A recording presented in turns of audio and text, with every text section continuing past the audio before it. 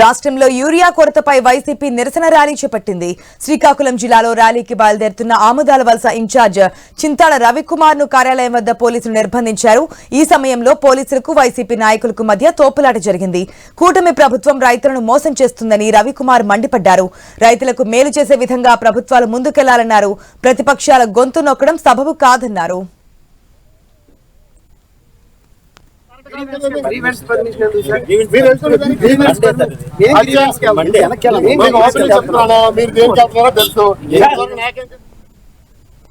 శ్రీకాకుళం జిల్లా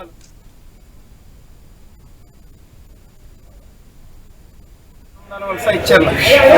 నియోజకవర్గాల్లో రైతులు పడుతున్నటువంటి కష్టాలు, రాష్ట్ర వ్యాప్తంగా రైతులు ఈ రోజు ఈ సీజన్ లో పడుతున్నటువంటి కష్టాలు అనేది వర్ణనాతీతం. ఇందుకు చూస్తున్నాం, ఒక్క కట్ట యూరియా కూడా ఇచ్చుకోలేనటువంటి దౌర్భాగ్యమైనటువంటి పరిస్థితిలో ఈ రోజు ఈ ప్రభుత్వం ఉంది. అందరం చూస్తున్నాం, రైతులు సరైన సాగునీరు లేదు.